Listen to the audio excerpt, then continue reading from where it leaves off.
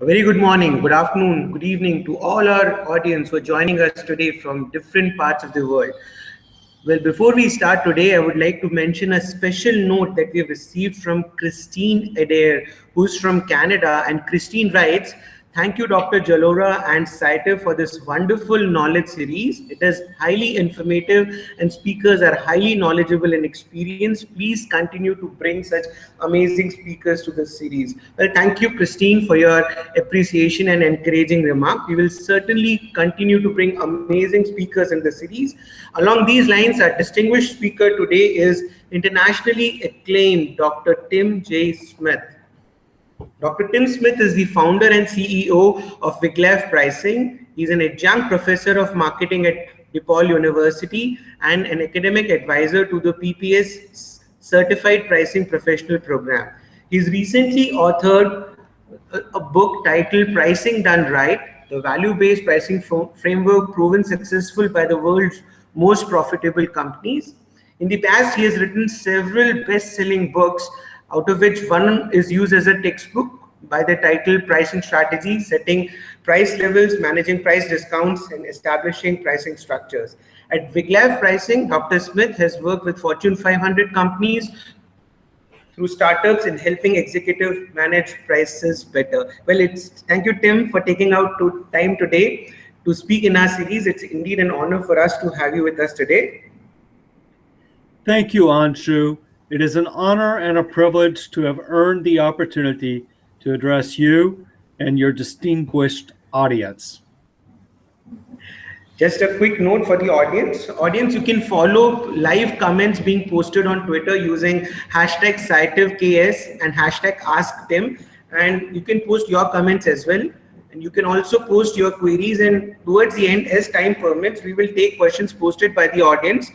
Remember to put hashtag #SciativeKS and hashtag AskTim in your comments. Now today, Tim will be talking about pricing done right, or at least not wrong. Right pricing is essential for growing and competing profitably. And thank you, Tim, for choosing such an appropriate topic for your session today. Over to you. Well, thank you again. So let's a little level setting here. I have written quite a few books. Most known for writing Pricing Strategy, and this book, Pricing Done Right, just came out this month. You've seen that I've served a lot of companies in a lot of different industries, been covered by a lot of magazines, and I've done it across the world. So right now, Anshu is about here, and I'm about there, but I live about here. So go figure that out. Beyond me. Question mark Rockman says, okay, you're legit. Now what do you have to tell me? First of all, I want to clarify. Pricing is hard. Company after company get it wrong. And it's not that the business decision makers don't care about pricing. You may think they don't, but they do.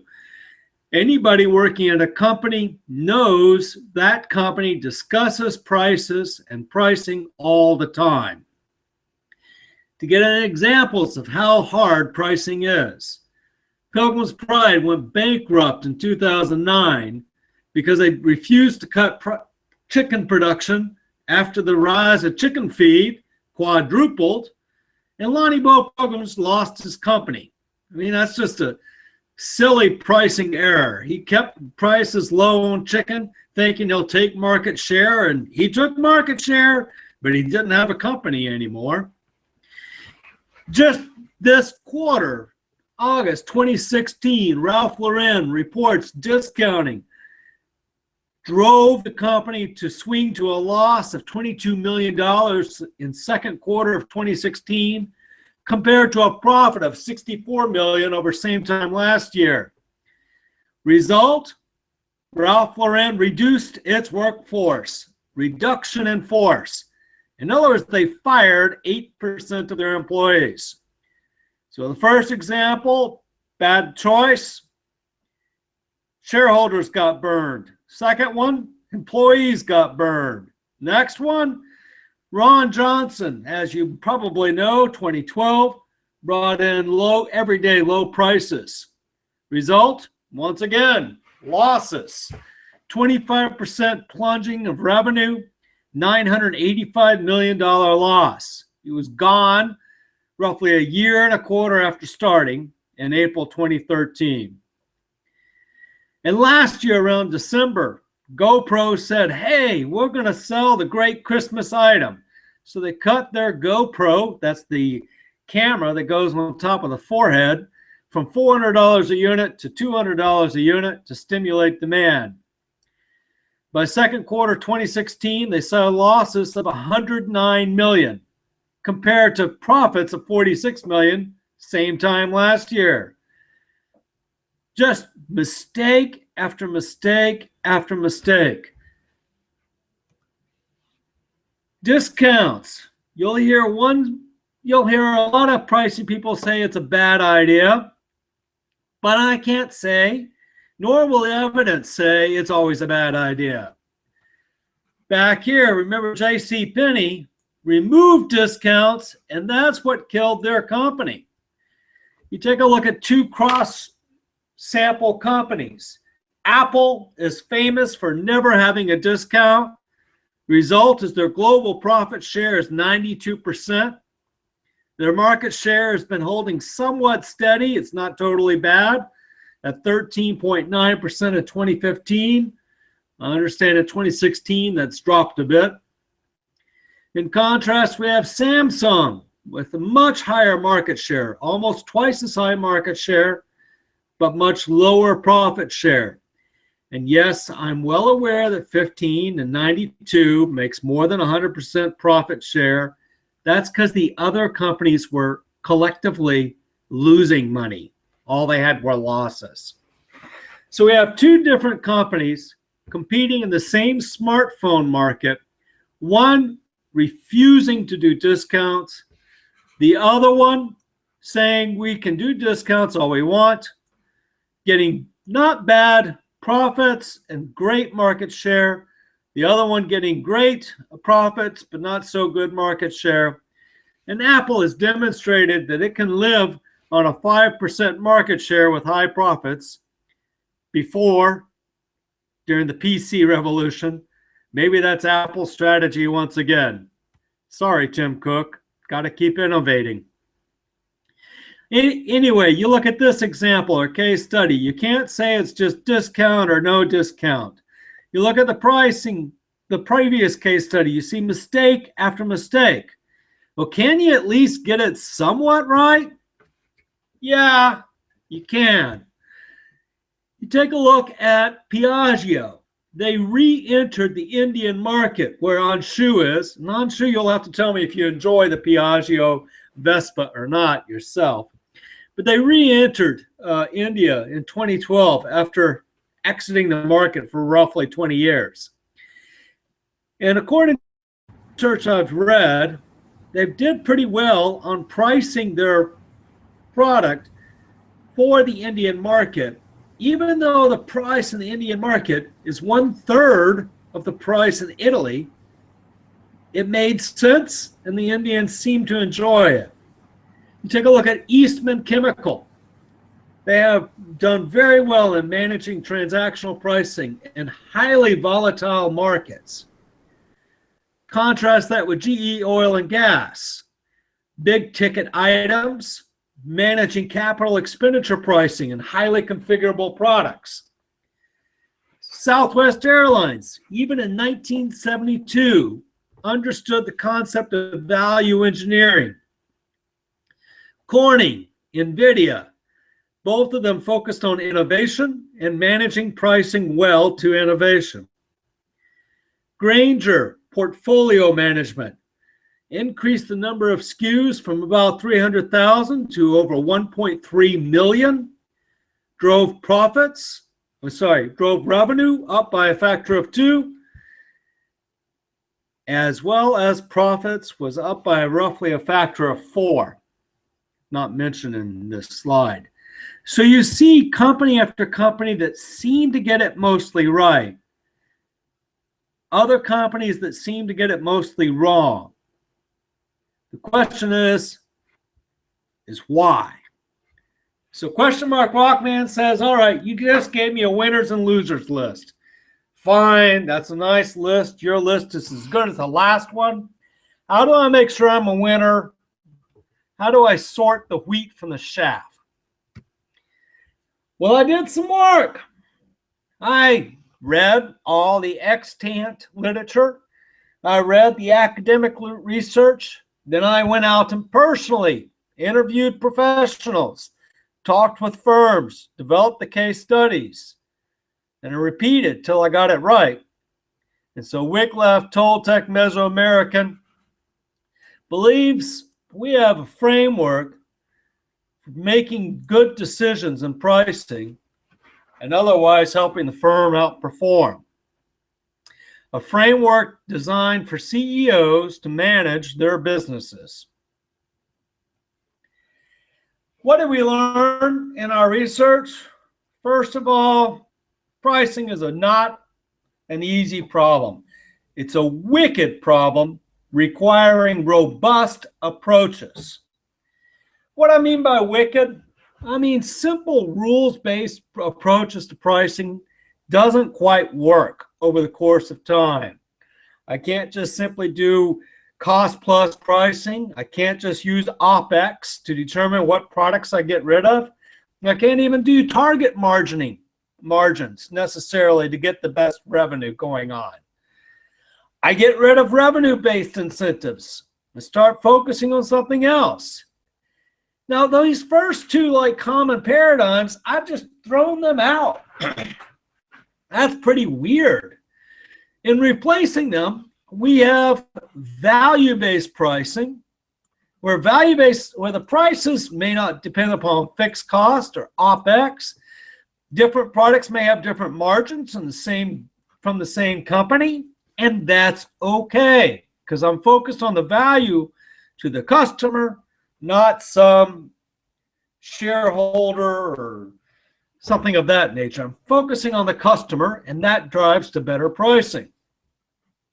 I got rid of my revenue-based incentives and went over to profit-based incentives, all the way down to the salesperson. I stopped saying I'm going to serve every customer and just said I'm going to serve the customers in my target market. Algorithms are great, but they don't solve all my problems. Instead, I use algorithms to inform and then make my own decision. And rather than just saying, well, what's the best way to price? I use multiple approaches to drive pricing decisions. And then I override them sometimes based upon strategic or management insight. Now, this last box is just the standard definition of a wicked problem. I've given it to you purely for your review after this presentation. What I mean by an example of a wicked problem is think about how civilizations grow. In civilizations, you start out with some core civilization in here. If you watch Game of Thrones, just think of this as the major city within a Game of Thrones show. What is the name of that place where they keep the dragons? Outside of that major city, you have a tributary zone. Think about where the farmers live, and they give all of their tributes to that core civilization. Beyond that core civilization, we have the raiding zone way out here, where you can raid into, but it's bloody, because usually there's another civilization over there raiding it too, and it's just bloody. Just as civilizations have these natural boundaries between their core, their tributary, and then the raiding zone, so does a business. Business will have a core market, markets that they can reach into, and then the potential market. Now, just because these customers can purchase out here in the potential market doesn't mean they're good customers. Doesn't mean that they're willing to pay you the price you need to actually have in order to make them worth being served. So businesses start to focus on their target market, not the entire blob, potato blob, not just necessarily segmenting on standard market segments like firmographics or demographics, but segmenting a market based upon value and saying, I can serve those customers better than my competitor and do well. That's a difficult question. Who is my target? Who will I let go away? And how will I outcompete for those target markets? And what price is required to outcompete in that target market? Difficult questions. Can be solved if the company keeps focusing on that question. When I also look at pricing, I think about competitive price reaction matrix, which I believe we discussed last time here. You don't always have to directly meet your competitors and follow them into every form of pricing competition. There are cases where you can ignore your competitors on pricing. There are cases when you have to accommodate them when it comes to pricing. And there are other decisions you can make as well, like mitigate price competition through using value communication. It actually works. So you realize that it's not just one response, that the responses on pricing is difficult. The concept of target market and pricing is difficult. These are wicked problems. Simple algorithms inform. They don't determine everything. Now, from the two prior examples about customers and competitors, you realize quickly it's not just one decision. Pricing is multiple decisions. Firms have to manage these decisions over business cycles, product life cycles, and transactions, customer relationships. This led to the viewpoint of the value-based pricing framework, a framework for executives to drive and manage pricing decisions across their organization throughout time periods and decision-making opportunities. So now notice those words. We're treating pricing not as a number, but as a decision-making opportunity. Now, in the value-based pricing framework, we were able to identify 5 key areas where pricing decisions arise. One of them deals with your business strategy. Who are you trying to serve? Who really is your target market? Who are your competitors that are trying to serve those same customers?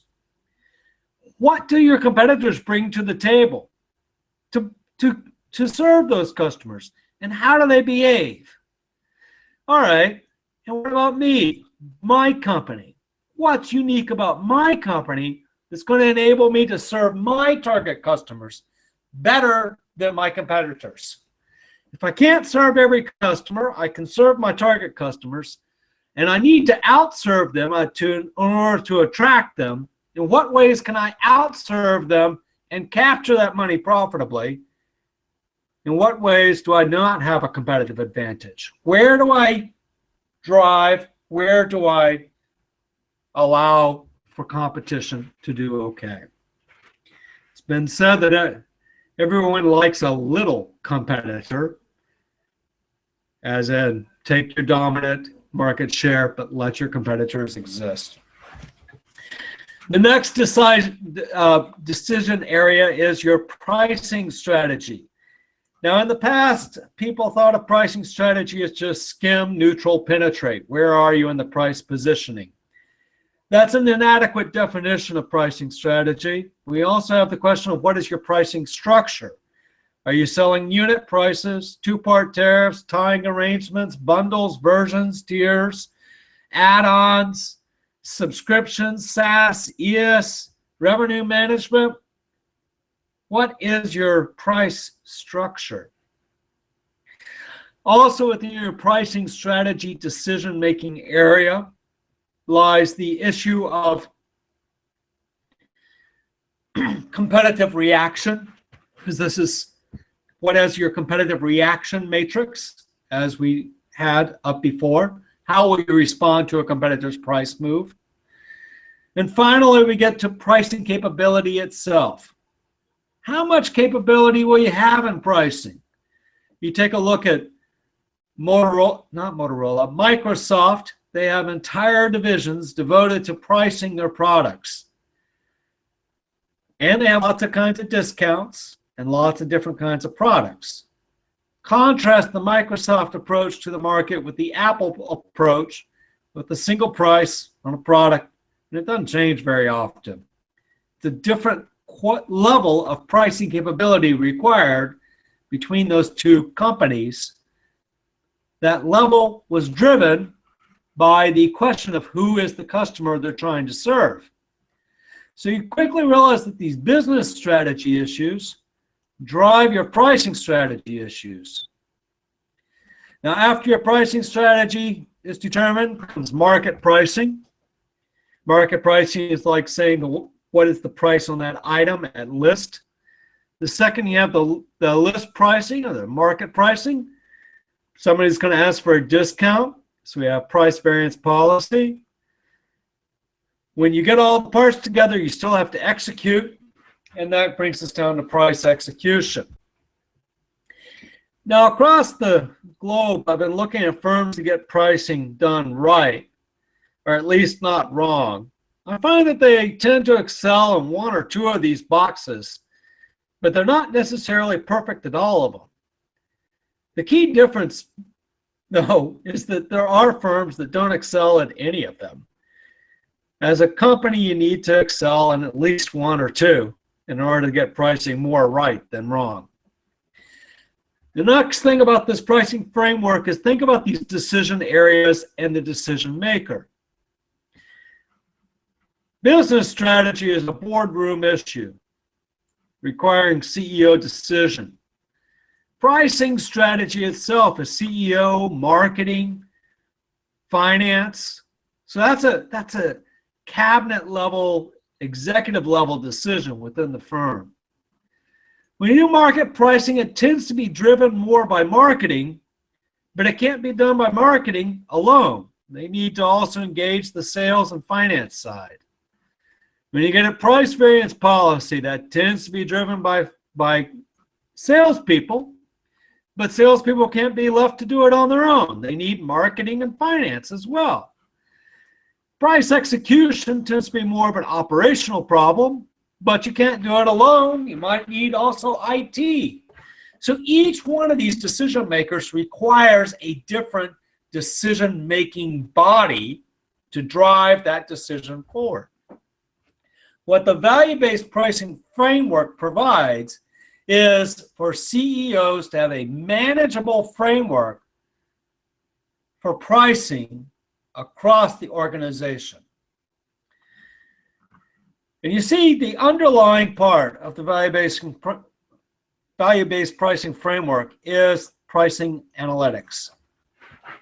Pricing professionals and pricing analytics is required to help inform every one of these decision-making opportunities and to steward or sharehold or drive and help enable these decisions across the organizations with better information, better coordination, and better alignment.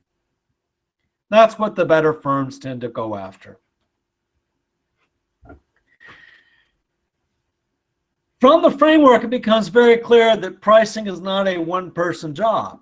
It's an organizational job. No one individual knows enough to make all the firm's pricing decisions. Moreover, the pricing decisions have to be implemented across the organization, from conceptualization of the offering down to the customer transaction. In order for this to happen, the pricing decisions also need information from all parts of the organization, not just one short little research effort. Let me put this in a slightly different way. Pricing decisions are not purely a centralized nor decentralized decision-making problem. Firms that tend to be more profitable have some level of both centralized and decentralized decision-making and pricing. Part of it tactical, part of it strategic. When you look at these decision-making teams, we have teams. At times, marketing may lead. At other times, finance may lead. Those teams at the best companies always engage sales, marketing, and finance. They tend to engage a pricing professional who brings to the table analytics, quantitative approaches that the others are not as well trained in to drive better decisions. Beyond sales, marketing, and finance and pricing people, we also sometimes see IT. We see operations. We see legal. We see all sorts of groups helping to contribute to the decisions. So we start to have a pricing decision-making team rather than a single decision maker.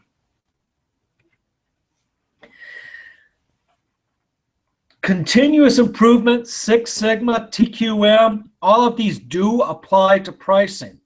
Because in pricing, I'm doing organizational learning. I'm helping the organization understand or identify and uncover the opportunities for improvement in pricing.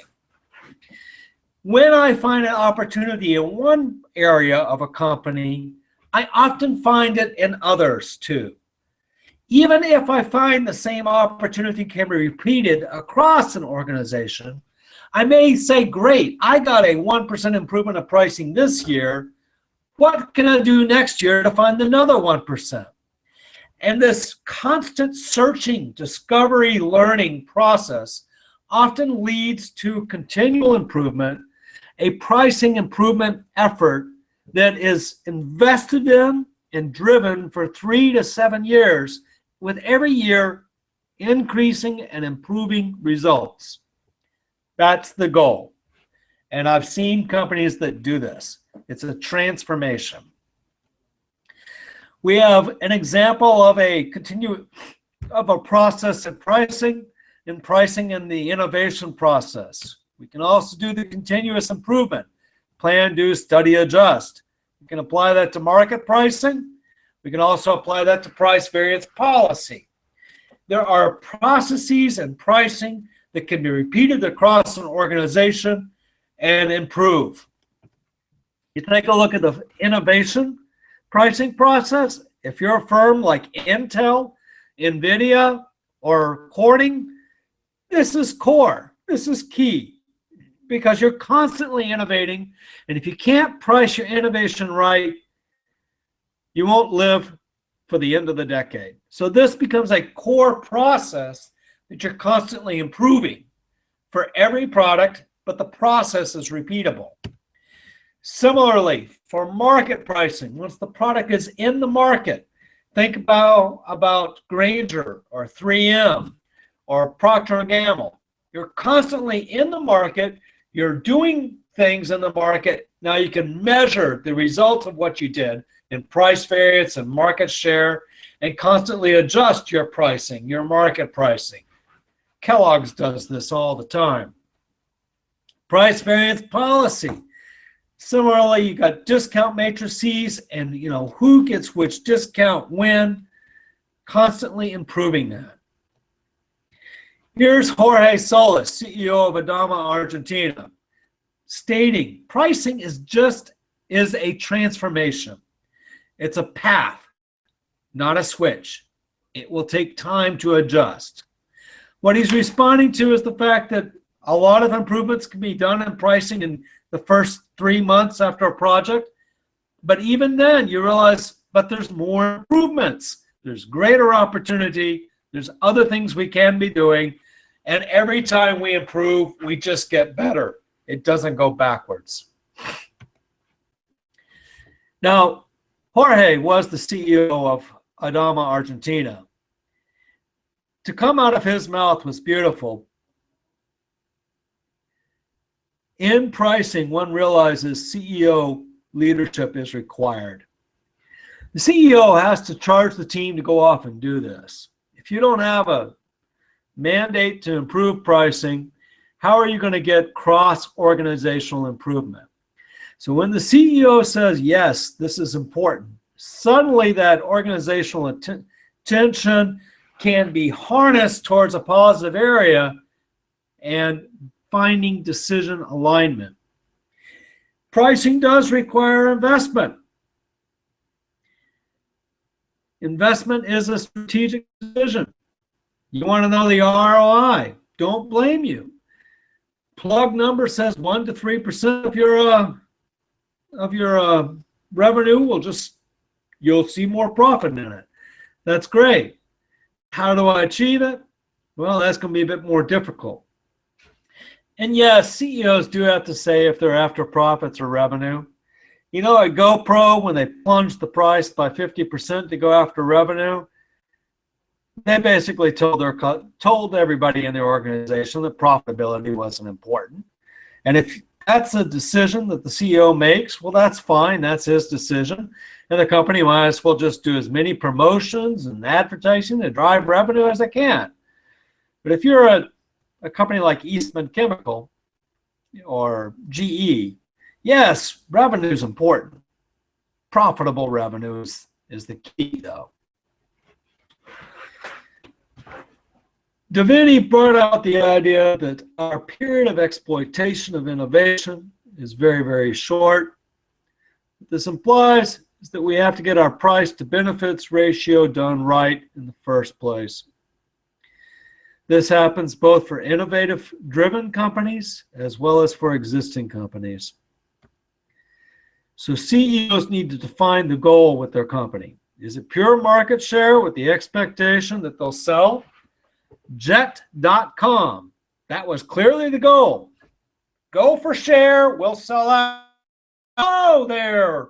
Walmart, thank you for buying my company. Never made a dime at Jet.com, and yet they did okay by selling out.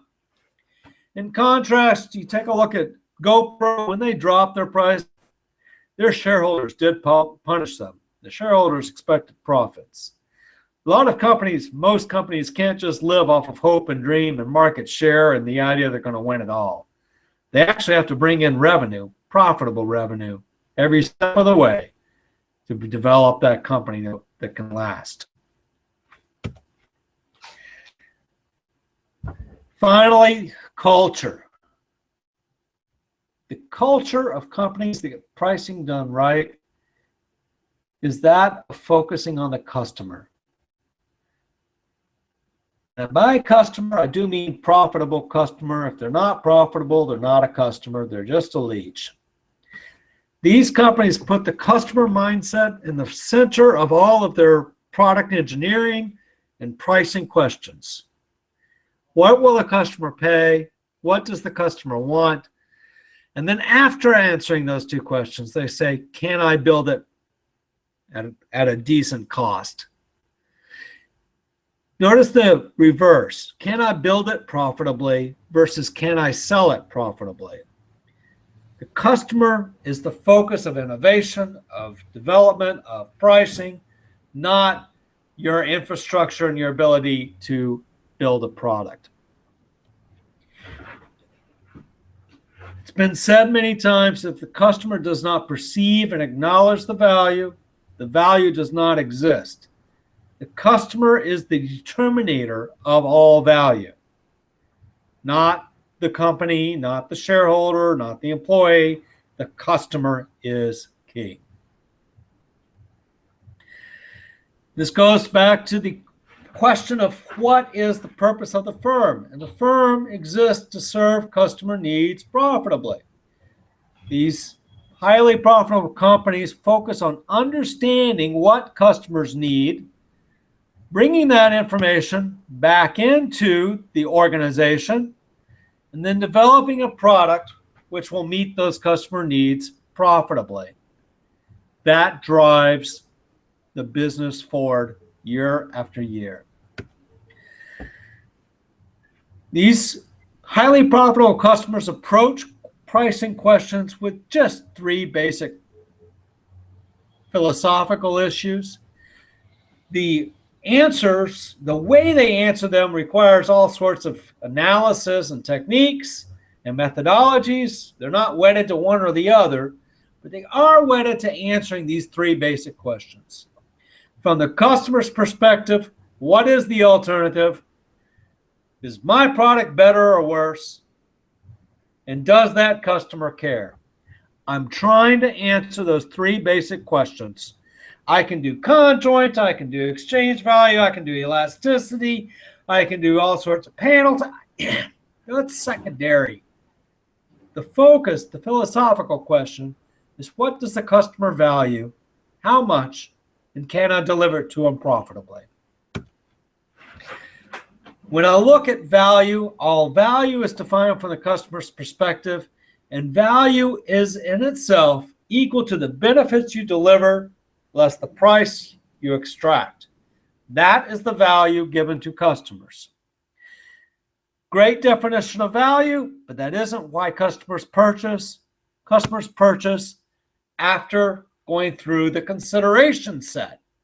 And they say, well, how much more value do I get from you versus your competitor? And that how much more value is a function of how many more benefits do you give me versus my competitor? And what's the price, relative price versus competitor? So your differential value is equal to your differential benefits less your differential price. Very simple stated. You do some math, you put in some deltas, you put in some variables, you assume you want your customer to purchase, so you require your differential value to be positive. You rewrite your differential benefits in terms of your benefits, F versus the alternatives, A. And you find the best price you can get is the price of your competitor adjusted for your differential benefits. It's just that simple.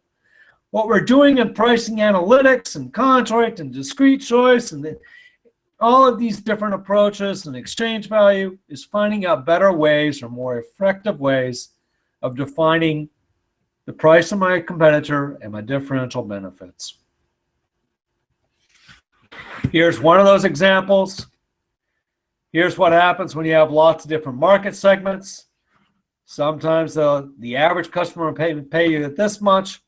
There may be customers that will pay you that much because they never cared about your missing B. There may be other customers who didn't care about your missing B2. But they did care that you're missing B4, so they'll only pay you that much. You may say, okay, I'm willing to price my product here at list and allow for discounts down to there, but never below here. And that might be your strategic policy. That has to be, your strategic policy has to be determined through a consensus of sales, marketing, and finance as to where you want to be, who's your target market, and why you can serve them better than your competitor. The market or the customer orientation. The customers are king. They determine what is a value, the value they're willing to pay for. That price says, let's find a cost or product. Let's target a cost below that price, and that will define the product. What we're doing is engineering the value proposition for profitability rather than engineering the price for profitability. And why are we doing that? Because customers have alternatives. You may say you need that price to be profitable, but customers don't care if you're profitable. Customers just care about the benefits they get for the price they paid for it relative to the alternative. And if you want to get customers, you better deliver them value, a value proposition they're willing to pay for. That's a lot, says question mark Rockman. What do you got easy for me? Well, thank you so much, Tim. This was an amazing session. In fact, I've taken down several notes from your session today. You very rightly pointed out that if pricing is not right, someone gets burned. Either it's shareholders or employees or customers. And I especially liked your value-based pricing framework. And one particular thing which I especially liked in that framework was that you included price variance policy as part of the framework. Now, many companies, they spend good amount of research and analyses into identifying the market price, but this is one area I'm especially glad you included this in the main pricing framework itself, where what we are telling businesses is, guys, there will be price variations because different companies receive different value from your services, and let's have a policy around that. You mentioned this great quote from Jorge Solis that pricing is a transformation, it is a path, not a switch. It will take time to adjust, and it is very important for businesses to bring all the different teams together, as you rightly said towards the early part of your talk, and also give time for these pricing initiatives to mature and stabilize. Now, in the same value-based pricing framework, you had mentioned one plan, do, study, adjust cycle. Now, in this cycle, you have put do before study. Any specific thoughts on that? Why you are doing before you are studying? Well, that is the standard name given by Deming to the constant improvement cycle. And those are the standard levels: plan, do, study, adjust. And the idea is you have been doing and just doing. Well, let's first start with a plan of what you should be doing, then follow it with a study. And where the study is trying to go back towards the plan and say, well, we planned to do this. Did we do it? We planned that if we did this, we would have these outcomes. Did we have those outcomes? And the study part is really doing a deep look at the outcomes. Were they driven by the plan? That is, were they endogenous to the plan? Or were the outcomes exogenous to the plan? Were they due to some external factor that had nothing to do with the plan itself? The adjust was originally called act because Deming was trying to ask managers to take action, and act in that original thing was referring to make a decision. I use the word adjust because it reflects the decision-making concept better. That's the way Deming drew it. I would say that most companies actually start with the doing, and then finally at some point they say, hey, we should figure out what we're doing and seeing if this is a good idea. And so they make their first study, they do their first plan, and then they start the PDSA cycle over again. Absolutely.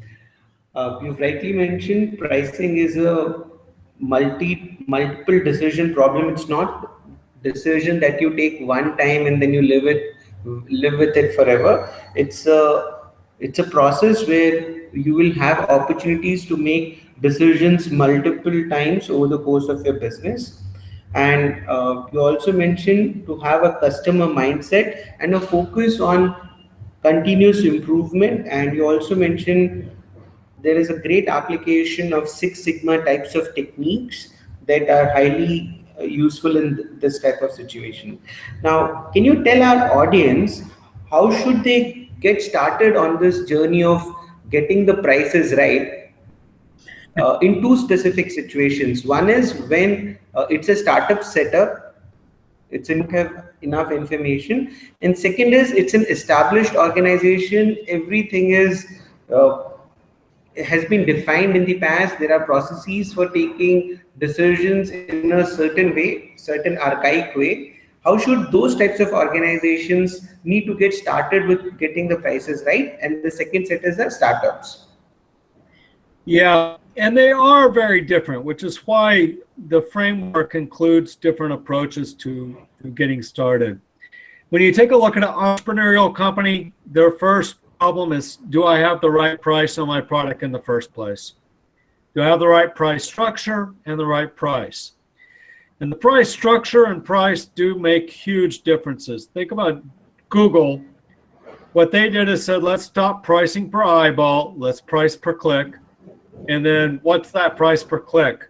oh, let's create a market to figure that out. We're not going to bother.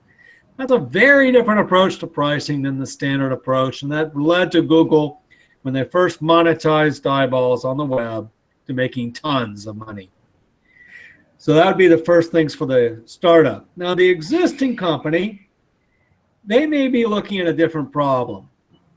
I notice that companies go through periods where they have to change their structure, very painful process, where they start to realize that, hey, our old pricing per unit was wrong. Let's rechange our definition to a unit, to this new bundle, or the number of seats, or the dollars a square footage of retail space under management, and that becomes the new unit, and we start to transfer pricing. For a long time, manufacturers and distributors thought their biggest problem was transactional pricing. How did they rein that in? Sometimes that is actually the right problem. Other times, no, it's more time to think about your target market. Who am I trying to serve? If my industry is going through contraction, is there a target market I can serve better than my competitors, so I can set myself up for the best sale, or at least to ride out that contraction better off than the others? The value-based pricing framework identifies 5 different pricing decision-making areas. CEOs do well by just identifying the best place to get started and moving forward from there. Paul Hunt, man I respect, another worker and pricer, has his paradigm saying you always start at the transactional level and then you move your way up. A lot of companies, that isn't bad advice, just not the only advice I'd give out.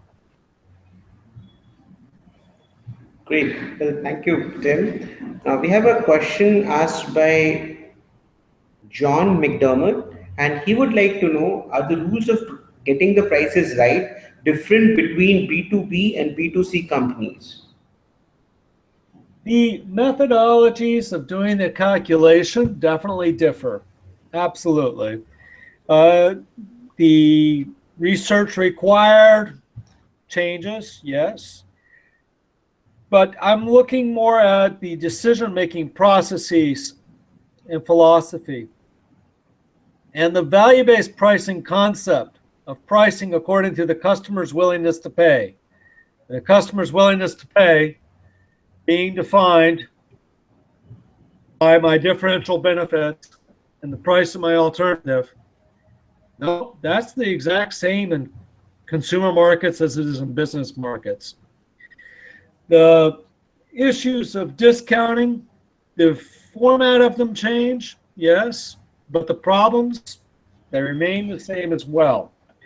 So this value-based pricing framework works in both consumer and business markets. There's nothing unique about B2B markets in it. There's nothing unique about consumer markets. It's a decision-making framework for shepherding decision-making and organizational growth in pricing. So the pricing framework remains the same, and the objective has to be how to deliver greater benefits for the price that you're delivering to the customers, which is essentially the differential value that you're delivering, and that framework doesn't change. However, the components that go into defining the benefits and the prices, that probably will change between the B2B and B2C setups. Now, along the same lines, there is a question posted by Mrunmai, and what she would like to know is, how should services figure out if they are priced right? And I think what she is trying to refer to is, if you cannot, services are so qualitative in nature, and quantifying them is not an easy task. Yeah, I'm going to make an assumption, and she can correct me if I'm wrong. She's talking about professional services versus software as a service or something of the other nature. And when you look at professional services, the first problem, the standard approach to pricing that, and I've written a couple of articles on it, is dollar per hour. And even in choosing a dollar per hour, you're asking the same question. If they didn't buy my professional service from me, who did they buy it from? Compared to that other person they bought it from, where do I sit? Am I better, worse, roughly the same? And did they care about that differentiation? Those are the same dollar per hour issue. Now that's dollar per hour unit pricing. The professional services industry is changing dramatically from dollar per hour to project-based pricing, where we've thrown out, who cares how many hours it takes or what? I'm just going to price based upon delivering you the solution. Now, when you start to price based upon delivering the solution, your question comes down to, again, well, what is the value of the solution to the customer? If they didn't buy the solution from me, how many hours might it take? Or how much work would it take? Or how long would it take? Great. Now we have a completely different way of pricing solutions than we do dollars per hour. So there are two different questions. You see, now I've changed the question from what price do I charge to what structure do I use? Well, what is the driver of value? Deliverables. How much valuable is those deliverables? I can price deliverables easier than I can dollar per hour.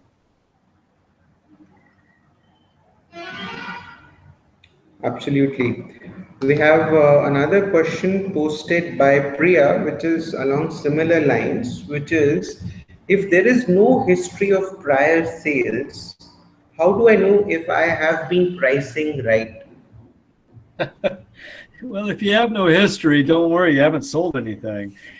So what you have to do as without your history of your product is focus on the exchange value, focus on that customer mindset, and figure out the price of what you're offering compared to your competitor.